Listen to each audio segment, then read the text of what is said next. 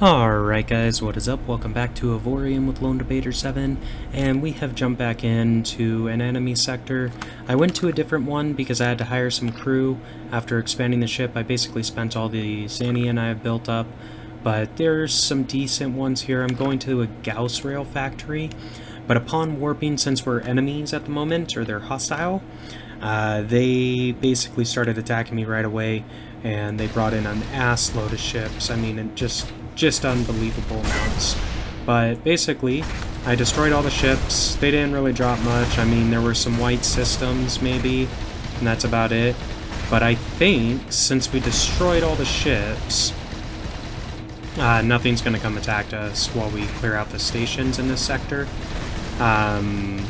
Yeah, I looked at the one with the teleporter factories, and the reason why I didn't go there, they have 18 ships guarding that sector right now, and we might be able to take them out. Like, that might be something we can do. Like, 300k shields is what this ship has now, so that might be enough to handle it, but I wanted to try out something easier that wasn't a hostile zone right from the get-go, just because it seemed like the way to do things. Anyway, we'll take out these ships that warped in. It looks like there's only 3 of them, which is pretty standard.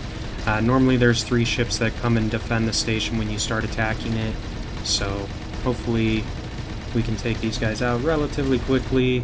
Our shields should be fine, even though they're not fully charged after the initial battle. They are charged enough to deal with these jokers. We're just going to move in a bit closer so both of our guns or all of our guns can hit this guy.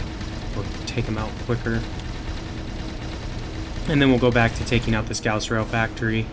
I think Gauss Rail's factories produce loot that's decent, or cargo that sells for a decent amount. That's what I'm hoping. I mean, I haven't tested, I don't remember doing a Gauss Rail factory in my old game, but either way, it's fine. It's got about 90k health left, so this is basically what you do. If you've got salvaging lasers, I'd recommend turning them on, because you can get right up on these stations and it doesn't really matter, but it definitely increases your DPS because they fire indefinitely. Whereas like your Tesla turret, which is a high DPS turret, runs out of energy every once in a while, so yeah. Anyway, we're just going to keep on shooting, no big deal. Once we take out the station and the health runs out, all the cargo will be spit out for us to gather. We'll probably repair the ship. It looks like it needs to be repaired a little bit, so we'll go ahead and do that now. Yeah, so not a big deal. And since we haven't taken damage for a while, our shields start recharging. I think you have to sit for 30 seconds without taking damage for that to begin, and I think at the same time your ship starts repairing around that time, so no worries. There we are. And all these little gray container guys here, that is the cargo. So we have to change your cargo bay pickup characteristics to allow for stolen cargo. So the way you do that, you go into your ship under the tab and pick up stolen goods, dangerous goods, and illegal goods. You want all those when you're being a pirate because you'll get a variety of all 3 types, and if you don't have it set to pick up, you won't gather the loot. So you'll lower your overall stuff. But we're getting some Gauss rails, some electromagnets, so this is basically like the supplies to build railgun turrets and railgun fighters, so it's actually not a bad factory to pick up, honestly. There's another asshole coming to bother us, but that's fine. We will kill him. Oops, wrong button.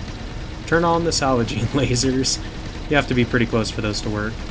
Ooh, there is a gold system here. What are you? Let's see what that is. But our cargo bays are full, and we didn't even collect all the loot from that one system or station. So as you can see, you need a fair amount of cargo space.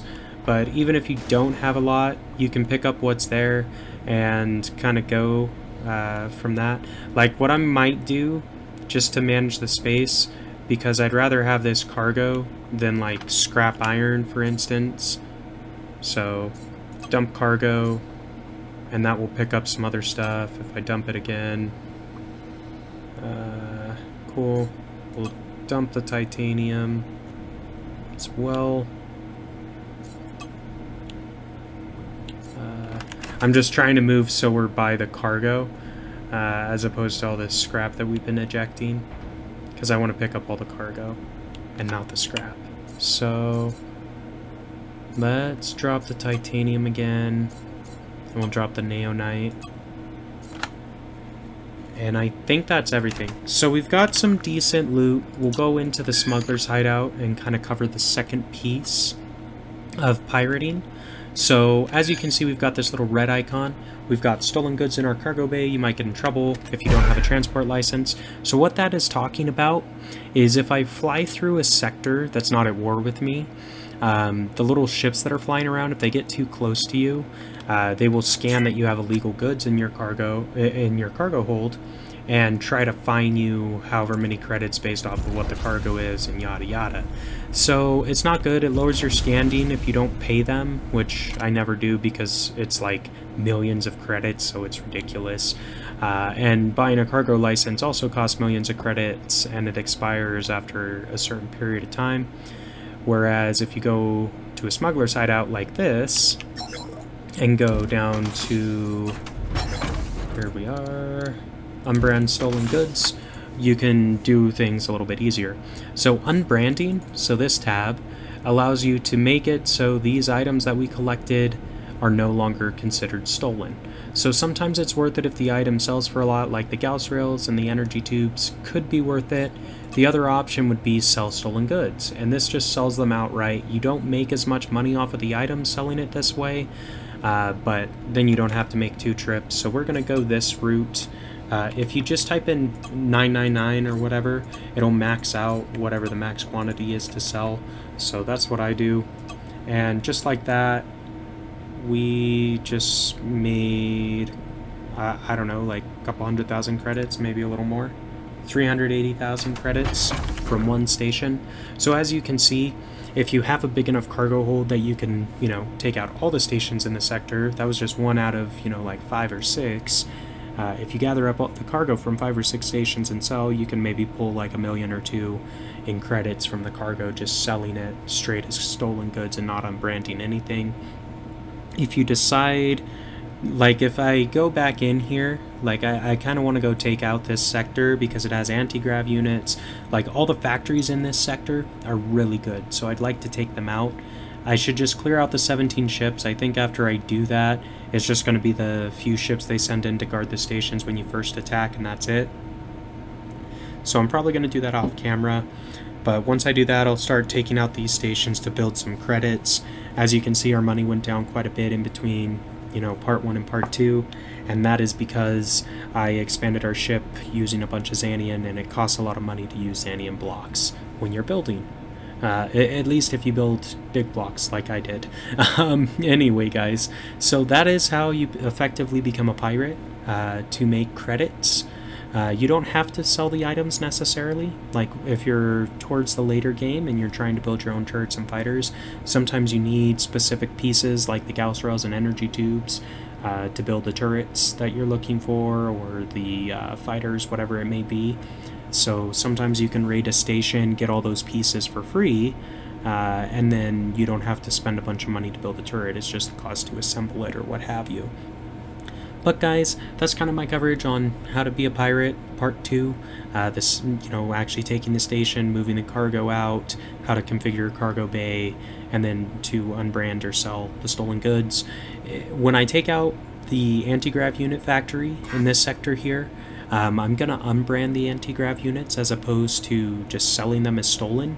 And the reason for that, anti-grav units sell for a lot of money, so it's worth spending the like few thousand to unbrand them, so you can go sell the actual items for, you know, 150, 200,000 depending on where you're at.